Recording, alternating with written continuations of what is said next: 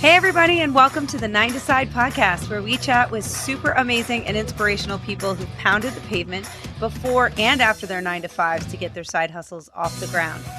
After listening to the interviews with these amazing guests, you'll walk away with a refreshed pep in your step and a newfound motivation to make your side hustle a reality.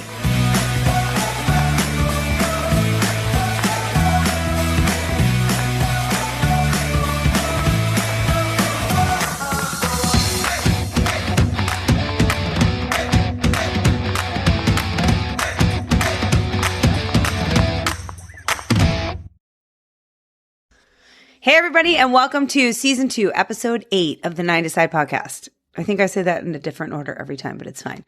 It's Friday night. I sound like I'm partying, but I do the same thing. I've had a couple cocktails, and yeah, I'm not doing anything exciting, but I'm like, oftentimes I'm like, oh my gosh, I have to do an intro for that episode, and there's a lot of work that goes into putting this whole podcast out, and sometimes I'm like, why am I doing this to myself?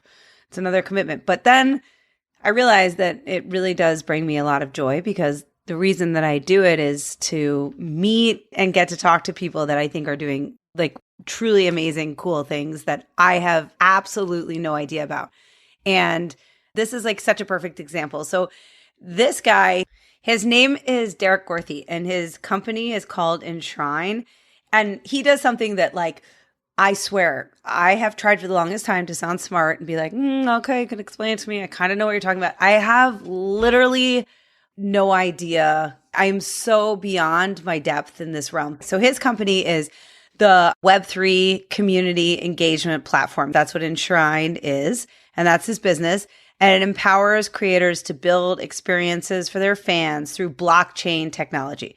My next guest, Derek Gorthy, who, like I said, his company is Enshrine, and I think one of the things he does so well is break down what all of this new, like this whole new industry really is, and explain it. Because I think the number one thing is there's a lot of new businesses out there that are doing similar things with blockchain technology. I think it's confusing to people that are not in that kind of whole world and maybe a little bit intimidated by it. So I think he really does a good job of breaking down what it is, what his business is, how it helps empower the creators who are using it, and what exactly like the business model is.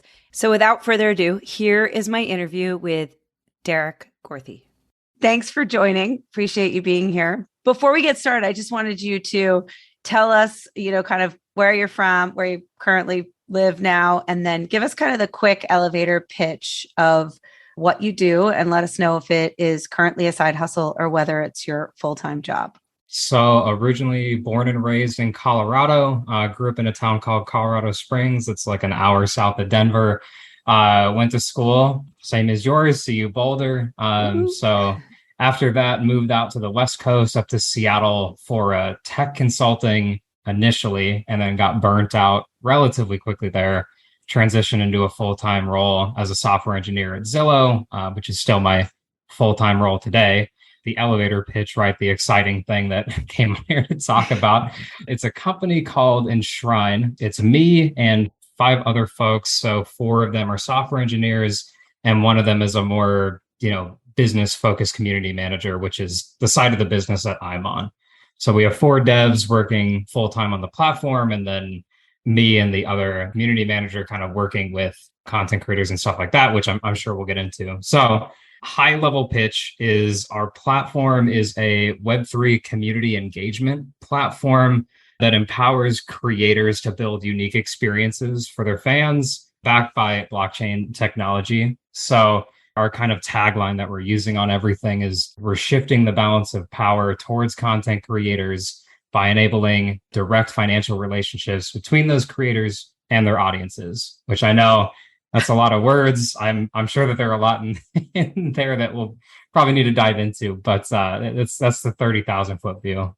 That's great. So, and I definitely want to go back to that. I wanted to get into sort of how you got to here, but yes, I first want to know, one of the reasons I wanted to talk to you is there are so many words in there that are very confusing to me, that make me feel 5,000 years old. Like I have no idea, but I think there's a lot of people who are still very unfamiliar with the area that you're in. So that's why I'm really excited to Yeah. have you on. And I know you did quote that you could explain it to even your mom. So I'm really looking forward to Yeah. very easy to understand explanation of this new technology and how your business works. But before we get into that, really quickly, just walk me through, because you have a pretty impressive history. We're 15 and Yeah. younger. You've been doing businesses, side hustles. Give us kind of like a quick rundown of your background and how Sure. you got to where you are, and like what the inspiration was that took you to kind of forming Enshrine. Yeah. So walk us back a little bit. The first thing that I would consider a side hustle that I did was in high school. So 15 going on 16 years old, which really worked because I needed a car. But I don't know if you'll remember this. And if you're not too into video games, you probably wouldn't. But there was this console that Microsoft put out called an Xbox 360. They had this manufacturing defect that essentially made these things break very, very often. And it was a number of hardware issues. But if anyone is aware, it's called the red ring of death, which literally just means like the console stopped working, it flashed a little red ring, and then a lot of them are out of warranty. So people just kind of shrugged. They're like, I don't know what to do with this thing. And Microsoft got a lot of blowback for this. But I kind of self-taught. I've always loved kind of tinkering with things. So played with Legos a lot as a kid, really enjoyed taking some kind of junk electronic and tearing it down and kind of seeing what's inside. And so taught myself how to fix that, and then essentially had a side hustle where I would go onto Craigslist or other local sites in Colorado Springs and just go and buy them for like 10, 15, $20, depending on the condition, go ahead and fix them and then resell them for like $150, $200, something like that. I didn't want to have a job, like a traditional service job or something during the school year.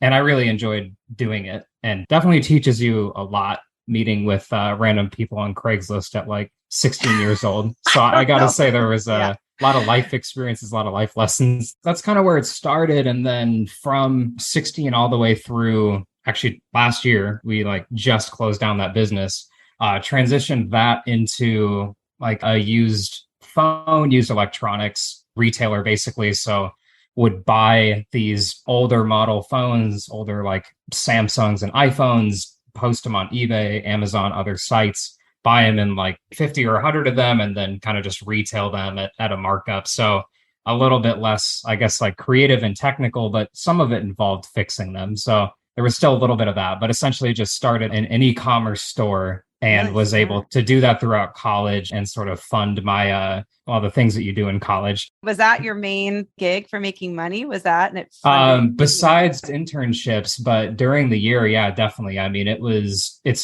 made as much as you would make 40 hours a week working at a little bit above minimum wage.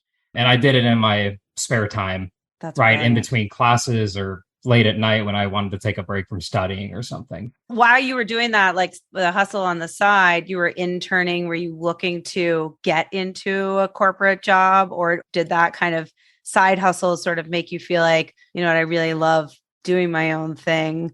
So kind of like for that. Yeah, middle of the road. Like, it's an interesting thing. So I went to school for software engineering, finance and software engineering, but my internships were all software engineering. And that's kind of its own set of challenges where there's all these new technologies that you need to go out and learn. And if you want to be on like the cutting edge, like there's 100 new tools that you could learn. So there's always something that you can be learning. But then at the same time, there's that, kind of working for yourself mentality that's just very different.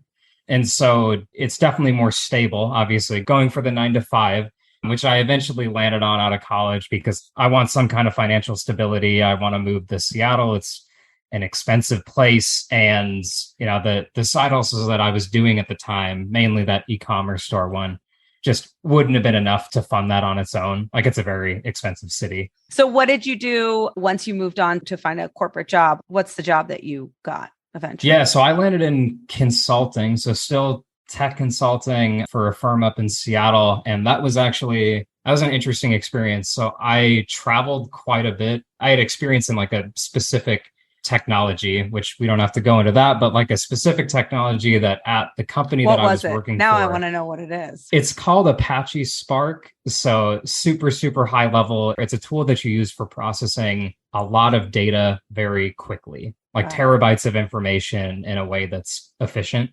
And so at this company, there were like in North America, maybe 5 other people that really knew that had that experience that I did in it. And so when they were trying to sell projects that involved a vendor that basically had a solution for Spark, so it was a company that kind of wrapped that up, but they would send me along to do a little 2 or 3 week project there. And so I'd be in one company for 2 or 3 weeks, spin up like a proof of concept, hand it off, kind of convince them that, yes, this project is a good idea, let's fund it, and then move on to the next one. So I think I worked for like 7 or 8 different companies in a little bit under 12 months when I was there. That sounds like a dream job. Like when you're I mean, 20s. yes, right? and no. So you do get to Travel, but yeah. it was a lot more than a 9 to 5. The last project that I was on, which I don't think I'm able to say the company name, but a company that is in health, like a healthcare company. I was there on that project for like 5 or 6 months, and there were quite a few weeks that I hit 80 hours. So in that time you were a consultant, were you always thinking in your mind about the next step? Was that always a short term? That was always a short term. I kind of capped that at just because of the amount of effort that it took at like 2, potentially 3 years to either transition into like another full-time gig that would be at a single company, which would, that would be like the pay increase route. And then the other route would be find some kind of side hustle, find an idea that I'm passionate about and just kind of start working on that full time. At this time, there was nothing about Enshrine going on at this time. You were just focused on your 9 to 5, and then you still had the e-commerce business going on? So still had the e-commerce business going. And then there were a couple of other kind of smaller side hustles that I was running at the time. So in consulting, I had a lot of downtime on airplanes, obviously. And so I started basically like a niche affiliate marketing blog centered around coffee. So I could write about it. I could talk about it for hours. I love it. Okay. And so that one's fairly straightforward. Like that's a pretty formulaic thing. You come up with a blog idea that's kind of niche and centered around something that you care about. And then you essentially write articles about, for coffee, it's, different brewing methods, or I'd used a lot of different coffee equipment. So you can go on Amazon, find a product that you've actually used, write a review, push that out, make sure it SEOs. And then whenever people read it and click on a link and go through to Amazon, if they make a purchase, you make some percentage. Okay. So this was just kind of a easy way for you to make some passive revenue when it was easy for you and you had downtime. Yeah. And also like a creative outlet too. Mm-hmm. It was one of those things where it's like, I'd be fine if it made no money or it just paid for like the hosting,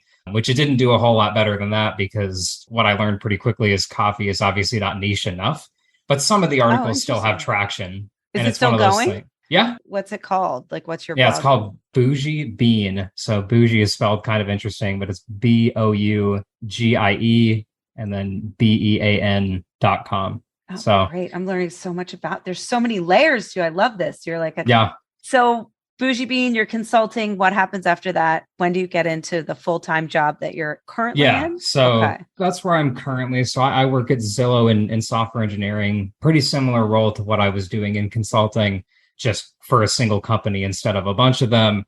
To be completely fair to them, like absolutely love the culture and really the vision of their business. You go to Zillow with kind of the idea that already thinking about starting this business Enshrine? Was this, or did you come up with the idea like after you'd already worked with Zillow? Like how did the idea for Enshrine come to be? And then let's break down Enshrine and some of the words. Definitely. You can take one word at a time. One word at a time. Yeah. So the initial motivation to wanting to swap over to a different company and land at Zillow was honestly to get me out of the 80-hour work week situation. And also there was like limited growth potential there as well. And like the timelines for promotions and career growth in consulting are just like a little slow for me, or at least at this company. So that was the initial thing, was like, I don't have any time to work on something that I'm really passionate about besides on flights. And so just put myself in a position where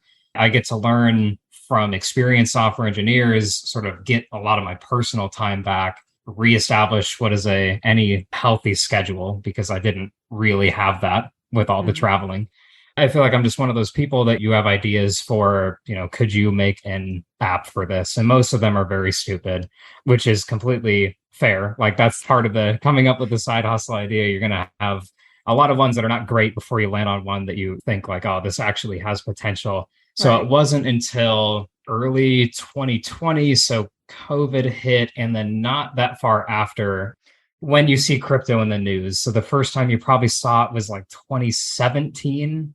That's sort of the Yeah. one where it hit the real mainstream because it's been around since 2014, but it was very, or potentially older than that. Don't quote me on it. But it really hit the mainstream when the price of it, I want to say it hit somewhere near 20,000, 15,000, something like that. So nowhere near 60 something thousand that it hit a year ago. But that's when I initially got into it. And it's always been very interesting just because there's this flood of new ideas with this new technology or this new set of technologies. And so I'd always been following it, but didn't really have a grasp of like, how can I actually add value or get involved here? But when crypto was on the upswing again, the sort of new thing that was introduced in this cycle was the concept of NFTs. How would you explain just like an NFT? I write blog articles for the company. We have one that's like NFT basics. And before I published that, I sent it off to her and I said, please read through this. And if anything doesn't make sense or I'm getting too technical, tell me and I will go and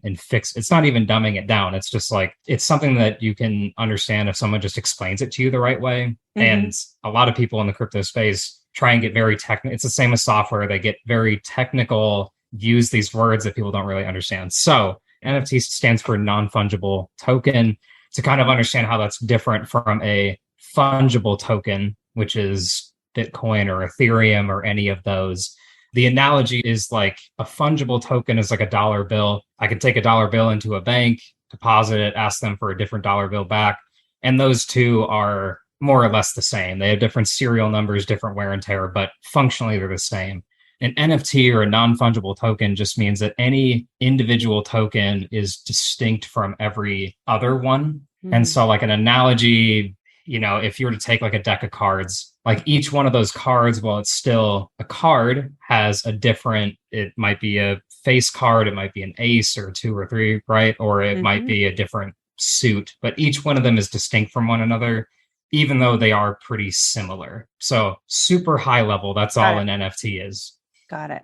So now it kind of break down and explain to me the business model of what you do, what you offer, who your target audience is. And I want to then kind of get into who you're marketing to, that kind of thing, and how much investment you put in to sort of get this started. Because it's very different than a lot of side hustles where it's like, oh, you set up a website, you're selling a product. I mean, it's more complex than that. So talk me through some of the setup involved in doing that and what the technology and the offering is to creators, like who it's for. Yeah, definitely. So I'll probably do the offering and then sort of the setup and what it looks like in the tech world. So essentially going from the being able to make a William Shatner-esque website to what we are today, the offering is a self-service NFT creation platform, which we're even kind of pivoting away from the term NFT because it's kind of toxic right now just because all the scams and everything going around. So I guess what we decided to focus on the aspect of an NFT is the fact that you can own this thing, right? There's only ever one owner. You own it in a digital wallet. And then a lot of the projects that are out right now that are successful have some kind of like utility tied to it. So utility is a super, super broad term.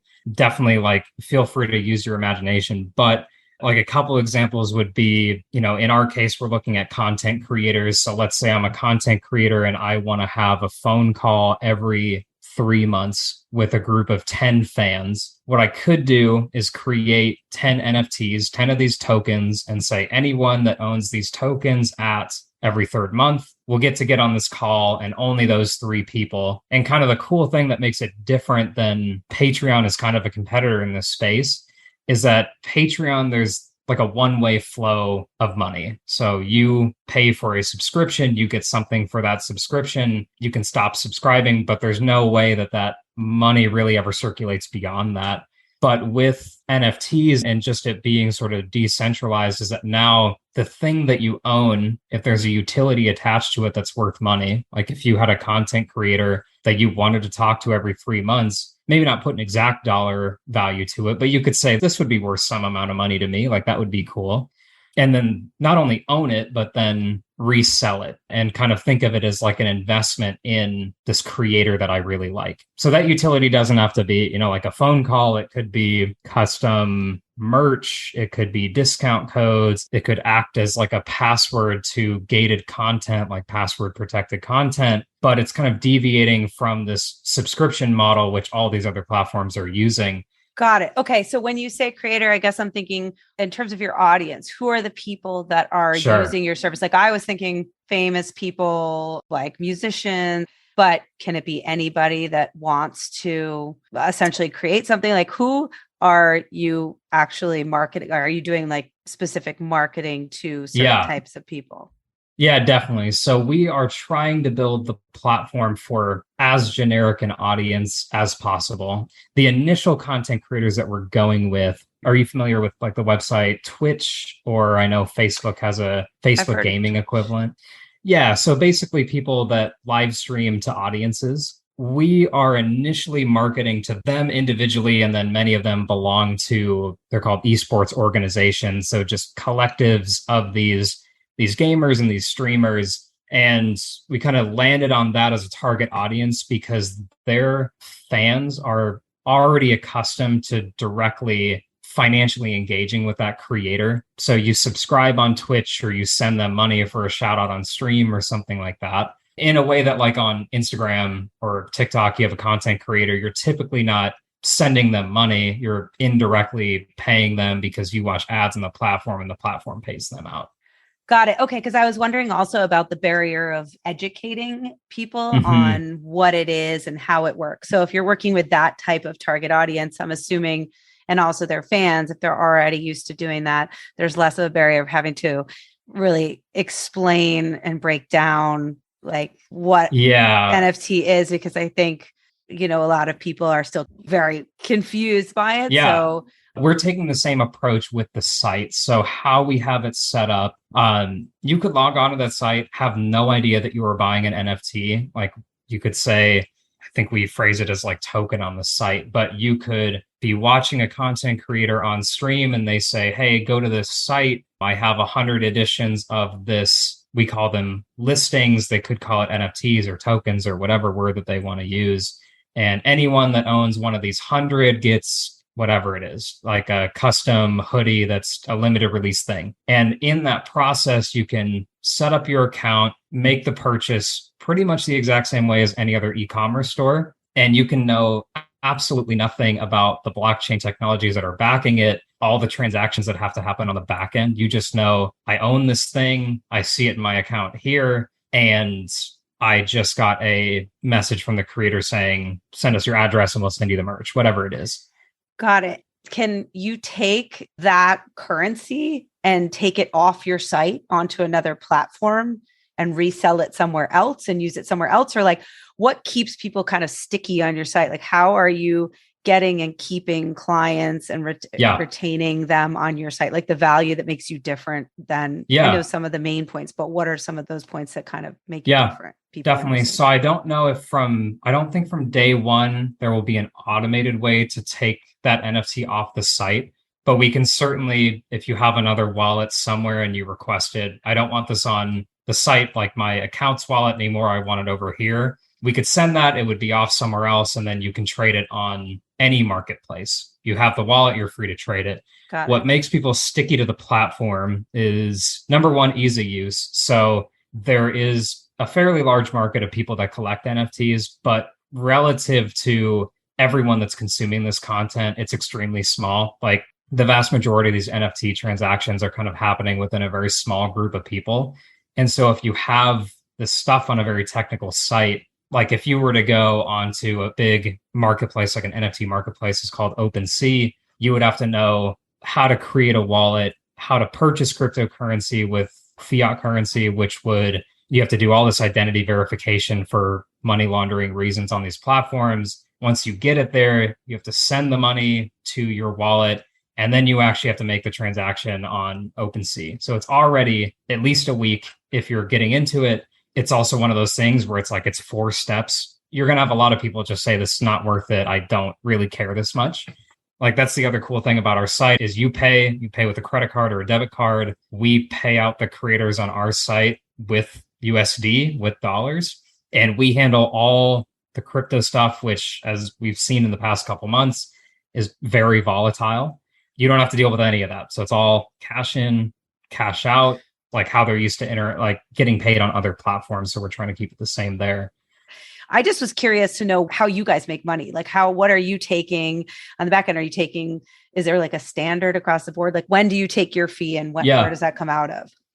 So initially, whenever you sell an NFT, we have a standard fee of 12%, and that covers the credit card transaction processing fees. We have to host the actual content, like the media, on a decentralized file store, essentially. So it's called IPFS. I think I just wrote an article about it that's up on our site if you're curious, but it costs money to keep that thing up there, obviously. And also all the actual blockchain transactions, like creating the NFT, sending the NFT to your wallet, all of that. So 12% covers all of that. And then when we won't have a resale market on launch, but that'll be like a fast follow that we have. I think we landed on 5% because we don't have to create the NFT. We still have to pay credit card transaction fees, which are very high. That's the bulk of where that 5% goes. And then the other roughly like 1.5% that is not credit card fees would be going to future development, site hosting, all of that. So 12% and 5%. And then in the future, we could see a world where essentially you could have like a paid app integration. So like WordPress has this, right? Like there are plugins that some of them are free, some of them you have to pay for, some of them are you can upgrade from the free version. So essentially these integrations, you could have a marketplace just for those. Like if someone built a really custom integration on our platform, they might be asking for a fee to be able to use that or whatever. And then we would also sort of facilitate those transactions and take some bit off the top there. But it's primarily the initial sale and the resale fees. Got it. In terms of investment to get this started and how much it takes to kind of just run this company, I mean, this isn't something that you just sort of anybody can start, obviously. Yeah. How much investment up front would you say it took to get this company going? So I think so far between all the founders, I think we're sitting at roughly 20,000. And we've been developing this for a year, and we are not even like halfway through that. We're maybe like a third or less the way through that.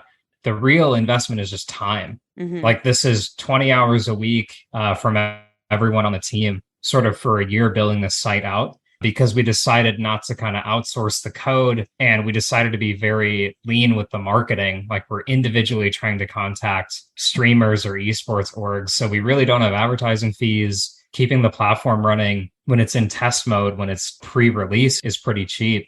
And it's really just how much time are we willing to dedicate to do it, which I think a lot of people listen to this podcast, like if they've run a side hustle, that can be a bigger cost than the actual financial cost of it. Got it. I'm sorry, when is your launch set for? Later this summer. I don't want to give an exact date. Okay, got it. So just curious, since this space is like ever evolving and changing, do you guys have concerns about your current model and like, because it does change so fast, like having to pivot and change what you're doing? I mean, what are some of the things you could share like that have been, you said early on, you realize there's a ton of competitors in space, you pivoted pretty quickly. Like, what are some of the biggest challenges about being in this space? Really what we're trying to do is say what makes sense from just like the broad technology adoption curve. Like people on the internet in the 90s, that was a pretty niche thing. Not everyone had computers at home. And then you fast forward 10 years and everyone's got a smartphone in their pocket. And so we're looking at sort of those broad trends that there's no guarantee, but we hope that that will be somewhat stable. And that's really making Web3 technologies approachable to the everyday person is sort of the first thing. We think the real big draw of NFTs is that utility feature. It's like we see people wanting to sort of engage closely with content creators, like people that they follow and they watch daily. Again, there's Patreon is out there. Web3 might not be the actual way that this ends up being solved in the future. But we do think the problem of people wanting to engage and feel connected with the creators that they watch and the people that they follow online is something that will stay. The technologies will absolutely change. And that's why we're not afraid to pivot when we see an issue with our approach, which we've done several times. And I think that's something that we'll have to remember. If you don't kind of stay light on your feet, I think you get outdated very quickly. You get left behind, especially in this space. I was going to ask you, my kind of wrapping up questions are always like, what do you see for the next couple of years of your business and where do you want to be? Well, the first thing I would love for it not to be a side hustle, be a full-time job, because I am very passionate about engaging with content creators. Like I personally watch a lot of their stuff and kind of grown like attached to some extent to some of these personalities of people that, you haven't even met. But I mean, it's an alternative to Netflix, right? Like it's its own form of entertainment. And then I also see, the trends for the business is really just not necessarily driving the technological edge, which I'm not going to rule that out, but there are a lot of smart people working on this next generation stuff that's like very cool tech. But really the approach for our business is how do we take the stuff that's working and just make it easy to use and incorporate it and make it so that it fits into everyone's life. That's great. I think that makes so much sense. So any tips you can give other people who are maybe interested in like a similar side hustle as you, or like some advice you can give based on your journey so far? I would say like the problem specific to kind of starting a tech startup or like a platform or a tech side hustle is the cash investment should really not be a barrier unless you think that you need a lot of advertising spend or something. You have to be passionate about what you're doing, like especially in this space, and not only passionate about what you're doing, but also really understand how what you're creating is going to add value for whoever that target audience is. So understand that target audience, understand how you are going to do something different than everyone else is doing in this space, which I would say applies to almost every side hustle, but in tech, definitely. Like if you're building the same thing that a bunch of other platforms are doing, it's going to be really difficult to make the argument for why people should use your service or your platform. And those would kind of be the things I'd kind of recommend as I've worked my way through this for the last like over a year now. That's really good advice. How much time would you say you put in? You work a full-time job, which is a 9 to 5, but then how many hours outside your 9 to 5 would you put in on this on a weekly basis? Yeah, I would say like on average 15 hours a week. So 52 weeks, call it like 800 hours roughly. Well, it's very cool. Very interesting to me. I really appreciate you being on. I mean, just in wrapping up now, just tell everybody where they can find you, your like social media, where you are on Instagram, your website, the blog as well, because I think the blog is really important for people to check out too if they're interested in this space and want to really have a good understanding of it. So tell us. Definitely. Tell us all that. So hopefully there's a link down in show notes in the description, but the site and the blog, it's at enshrine.io. And then the blog, there's a little tab in the upper right corner that you can go to and scroll through those articles. On Facebook and Instagram, hopefully we can put those in the show notes because they slightly differ by platform, but it's usually Enshrine Official, except for on Twitter, it's Enshrine NFT, but we're on pretty much every major social media platform. If you're looking to learn something, definitely check out the blog. Like the traffic helps. If you're a content creator, know a content creator that would be interested in this, definitely refer them to the site. We've got a contact page and I'm the one that monitors those. So would love to get in touch. And anyone that's kind of interested in the idea, definitely check the site out and hopefully it's something that you end up using. That's great. And is there, just for people, I know you said you're going to launch sometime in the summer, maybe, what's the best way to make sure we're all notified? Like when you do launch, is it following you on Instagram? Is there an email list? We are getting an email list together. We didn't want to think that we didn't want people to think we'd just be spamming them with newsletters and stuff for that. But I actually am getting an email list just up on the site. So it's easy to just get to from the main page. But definitely, so Instagram, Twitter, Facebook, LinkedIn, if you want to follow on there. We share all these updates across those. And then we also have a Discord as well, which you can join from the website. There's also a link in the top right corner up on the top bar that just says Discord. And so that's where not only can you kind of follow along, but we also want to engage people that are interested in there directly. I'm on there, all the developers are on there, and we can actually have conversations in real time. Cool. Well, thank you so much. This was amazing.